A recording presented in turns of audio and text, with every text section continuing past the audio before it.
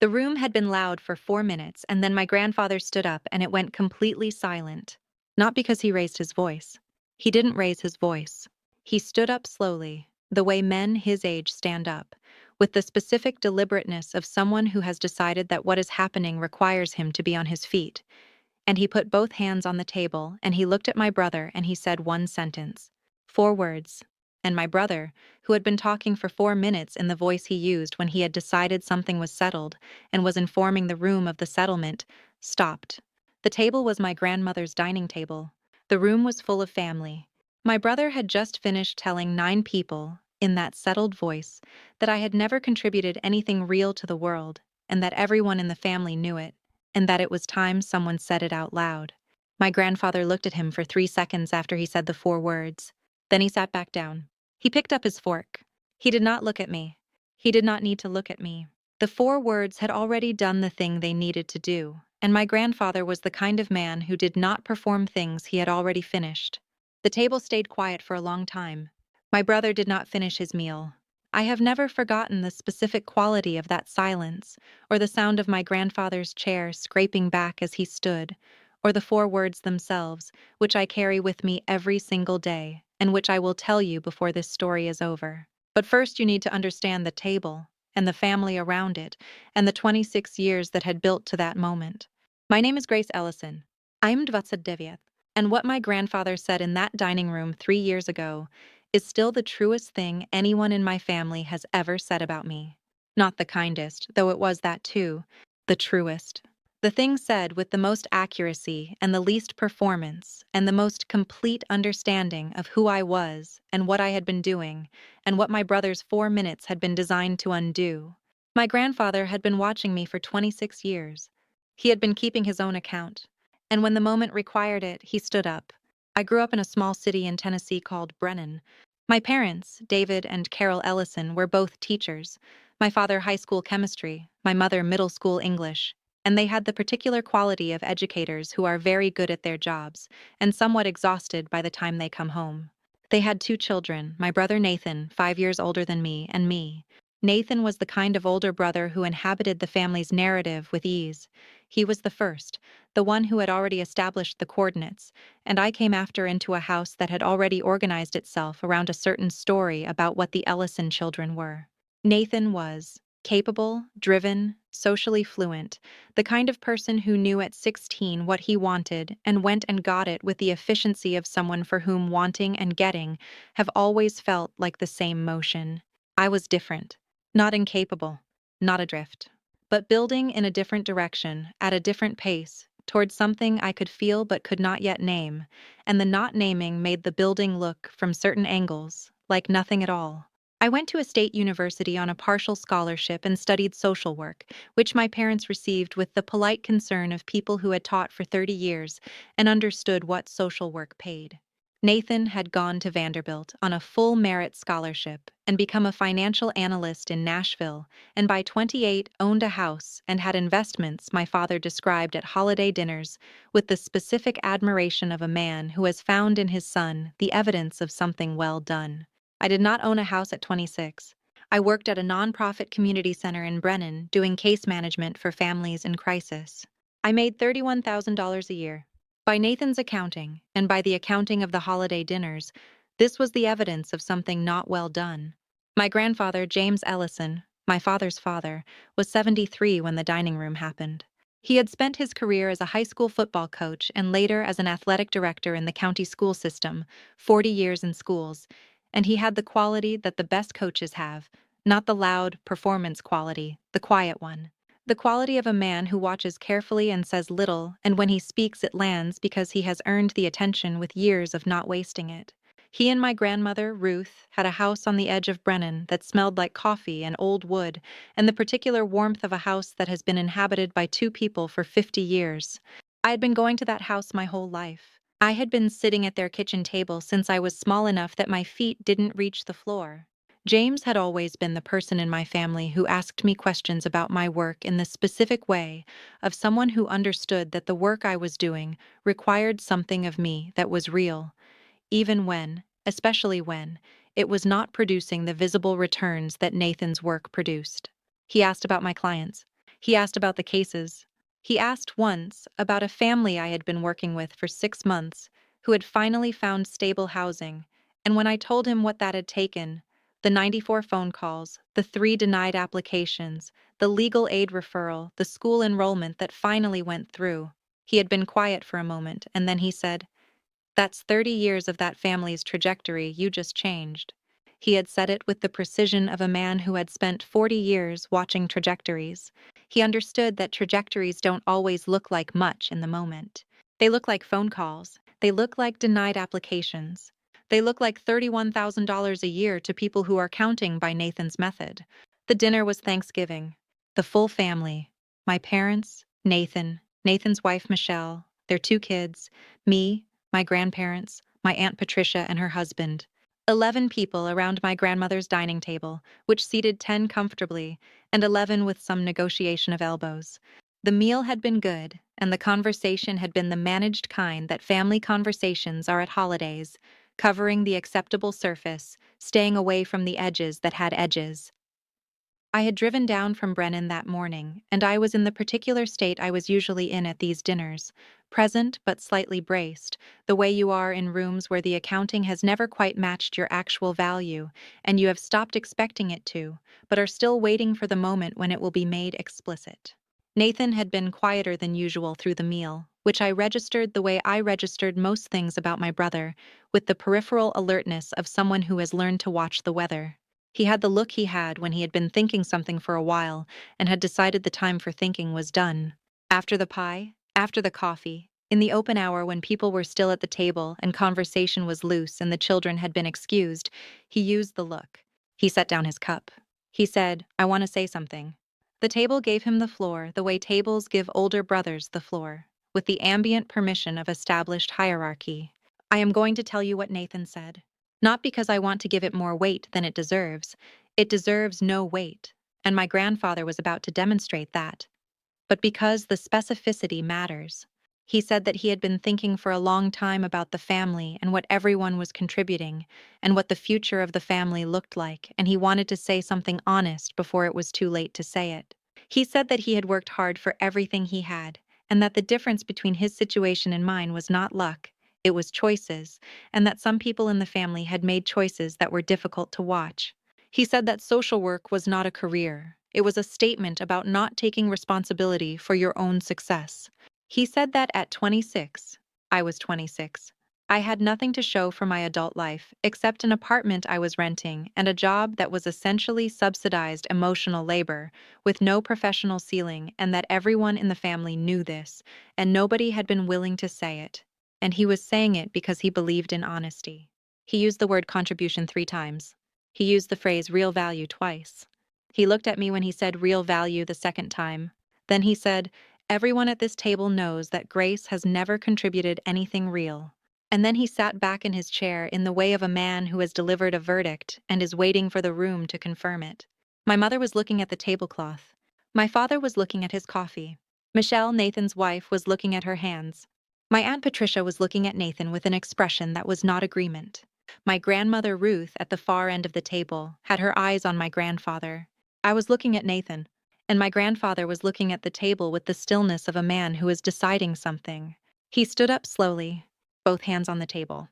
The specific deliberateness of someone who has decided the moment requires him on his feet. The room went quiet, not all at once, gradually, like a sound being turned down, until there was nothing. Nathan stopped. He had been in the process of adding something to his verdict. I could see the next sentence on his face, and he stopped.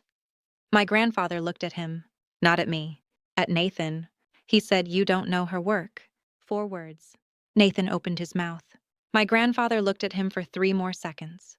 The look of a man who has said the true thing and is waiting to see if anyone is going to argue with it. And then he sat back down. He picked up his fork. He looked at his plate. He did not look at me. He did not look at Nathan.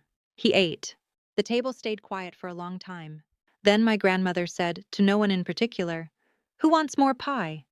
And the specific alchemy of that question, the deliberate ordinariness of it, Ruth's precision in choosing the exact right sentence to lower the temperature without erasing what had happened, did its work. Nathan did not finish his meal. He and Michelle left earlier than planned. I stayed. I helped Ruth with the dishes. My grandfather watched the game in the living room. And later, when the house was quieter and my parents had gone to bed and Ruth was reading in the kitchen, I went and sat in the doorway of the living room and James muted the television and he said, "You all right?" I said yes. He said, "He's wrong." I said I knew. He said, "I know you know. I'm saying it so it's been said out loud." I looked at him in his chair with the muted game and the lamp on, and I thought about 40 years of watching trajectories. "The family you told me about," he said. "The one with the housing." "The Garcias," I said. "They're okay?" "They're okay," I said. He nodded. "That's your work," he said. "That's what you do." He unmuted the game. We sat in the living room together until 11 and did not say anything else and did not need to. I want to stop here because this is the part of the story most people want to skip over, the part where nothing dramatic happens, where an old man watches football in silence and his granddaughter sits in the doorway and the thing that needed saying has been said and everyone is just present with it. And I want you to sit in this part with me because that evening, the muted television, the lamp, the sitting together without the need to say more, was more valuable to me than any dramatic resolution. The 4 words had already done the work. What the quiet afterward did was hold the work. Keep it from being washed away by the next performance. James Ellison, who had spent 40 years watching trajectories, understood that the thing worth doing after you have said the true thing is not to elaborate on it or perform it or extract acknowledgement from the room. It is to sit with the person the true thing was said for and let them feel the ground under their feet. He sat with me. The ground held. Drop a comment if you've ever had someone sit with you in the quiet after the important thing was said. And keep reading. Here's what my work actually was during the years Nathan had described as nothing. I want to tell you this not to defend it. It doesn't need defending. My grandfather had already established that. But because the specificity matters, and because Nathan had been deliberately vague about it, and vagueness is a form of erasure, and I am done with erasure. I was a case manager at a community center called the Brennan Resource Center. My caseload ran between 22 and 30 families at any given time. The work involved coordinating services, housing assistance, food access, medical referrals, school enrollment, legal aid, mental health resources, employment support, for families who were in crisis or recovering from crisis or trying to prevent crisis, and who did not have the resources or knowledge or time to coordinate those services themselves. It sounds administrative when I describe it that way. It sounds like phone calls and paperwork, which it was also. But the phone calls and the paperwork were the infrastructure of lives. When I made the 94th call on behalf of the Garcia family and the housing application finally went through, that was not a transaction. That was the Garcia children not changing schools for the 3rd time that year. That was Maria Garcia not losing her job because she no longer had to spend 4 hours a week managing an unstable housing situation. That was a family's trajectory, as my grandfather said, changed. Not by me alone, never by me alone, but by the specific work of being the person who makes call 94 when call 93 did not work. Nathan counted by different metrics. He counted assets and returns and professional ceilings. By those metrics I was, as he said, not much. By the metric of the Garcia children having a stable address for the first time in 3 years, I was, as my grandfather said, something real. You don't know her work. He knew. He had been asking about it for years. He knew exactly what it was. Nathan called me 2 weeks after Thanksgiving. Not to apologize. Not directly. Not in the form I might have hoped for in an earlier version of myself. He called to say that he had been thinking about what happened at dinner and that he recognized he had been harsh and that he wanted me to know he didn't mean it the way it came out. I said, "How did you mean it?" He said, I worry about you. I don't always show that well." I held the phone for a moment. "Nathan," I said, "you told 9 people I had never contributed anything real. In front of our grandfather, in front of our parents. You used the phrase real value twice." He was quiet. "That's not worry," I said. "That's a verdict." And it was wrong. He said, "I know." 2 words. The same weight as my grandfather's 4, in a different direction. "I know it was wrong," he said. I said it anyway. I'm working on understanding why I said it anyway. I thought about that. A man who knows the thing he said was wrong, and said it anyway, and is trying to understand the mechanism. That is not nothing. That is the beginning of something, if the working on understanding is real and not performed. I said, "When you've understood it, I'd like to hear it." He said, "Okay." We have had 3 more conversations since then, none of them the full reckoning, all of them incremental. The understanding is apparently slow. I am giving it time because I have learned from my grandfather that trajectories don't always look like much in the moment. Nathan is on a trajectory. I am watching it with the same peripheral alertness I have always brought to watching him, but from a different position. From a position where the 4 words have been said. From a position where the ground is under my feet.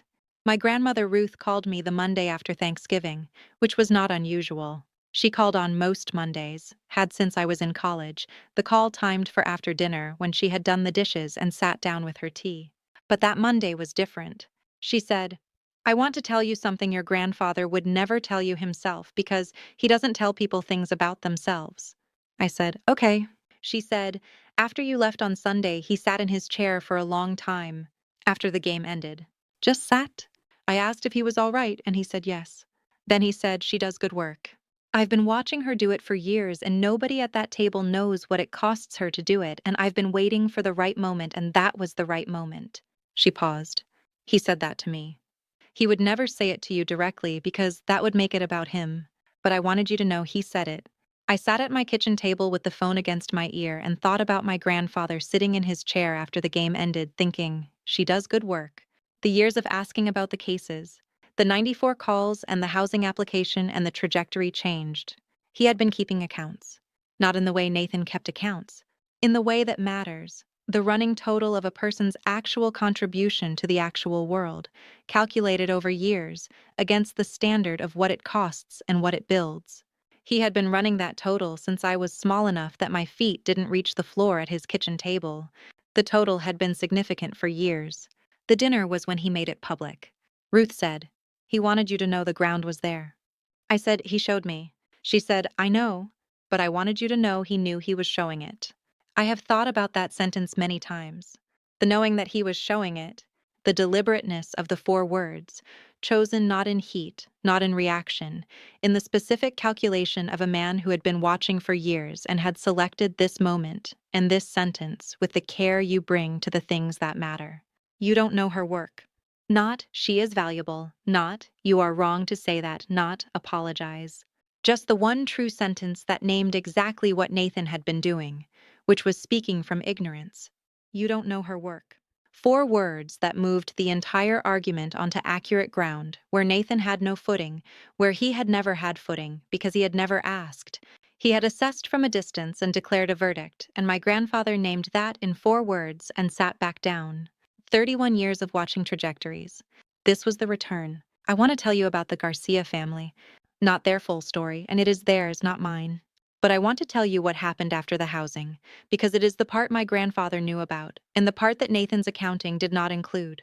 Maria Garcia found stable work 8 months after the housing application went through. Her son, Diego, who had been in his 3rd school in 2 years, stayed in the same school district and finished 7th grade and made the honor roll in the spring. Her daughter, Elena, who had been flagged for a learning evaluation that had been delayed because the family kept moving, finally got the evaluation and was diagnosed with a processing disorder and got the support she had needed for 3 years. I was not the person who did any of those things. Maria did. Diego did. Elena did.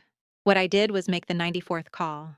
What I did was know which number to call and what to say when they answered, and what to do when the application was denied the first time and the second time and the 8th time. What I did was be the person who had the knowledge and the time and the specific stubbornness that comes from believing the work is worth doing, even when call 93 does not go through. Nathan would ask what return that produced. The return is Elena on the honor roll. The return is a processing disorder diagnosed instead of a child written off. The return is Maria at a job she has now held for 2 years. The return is a family whose trajectory, as my grandfather said, has changed.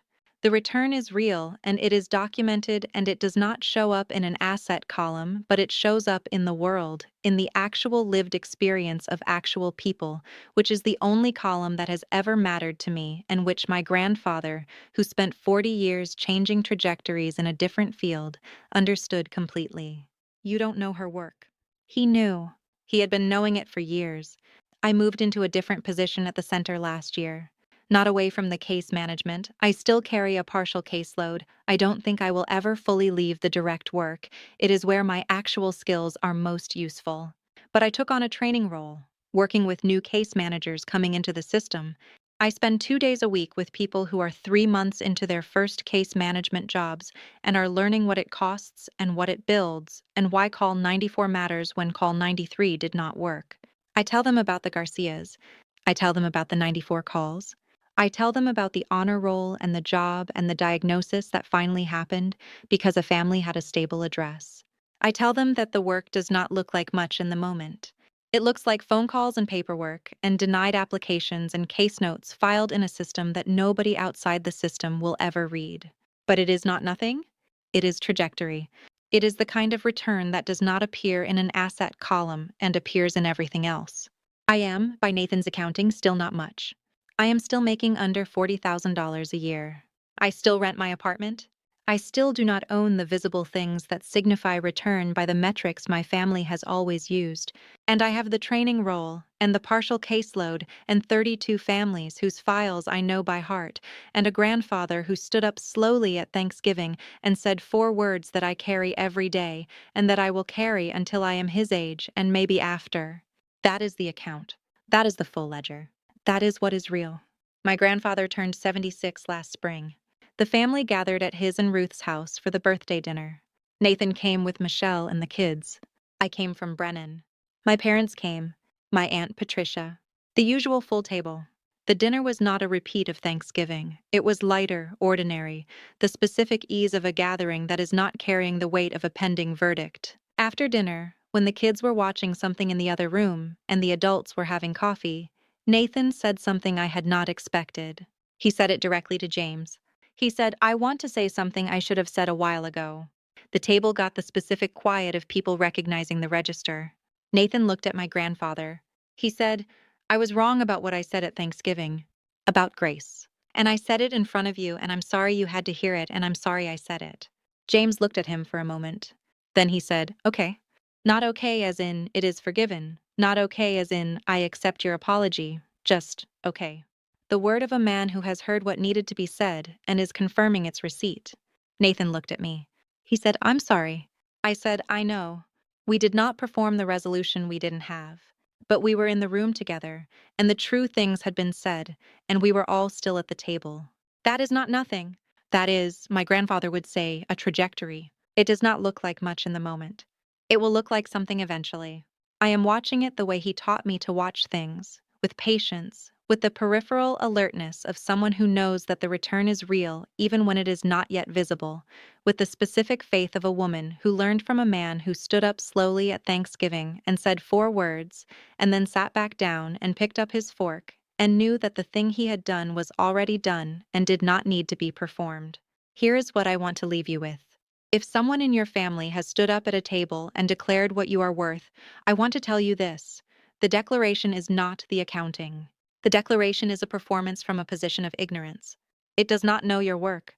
It has never asked about your work. It has never made call 94. It has never sat in someone's kitchen at 8 in the morning and helped them understand a denial letter and call the appeal line. It has counted by its own metrics and arrived at its own verdict and announced that verdict in a room and called it honesty. It is not honesty. It is a category error.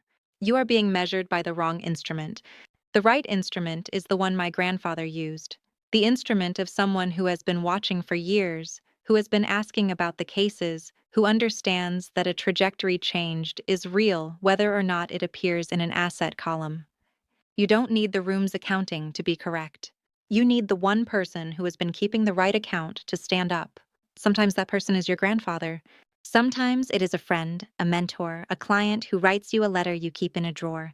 Sometimes it is you, sitting down at a kitchen table with a pen, writing out the full ledger, the real account, the one that includes the 94 calls and the housing application and Elena on the honor roll. Whatever form it takes, the right account exists.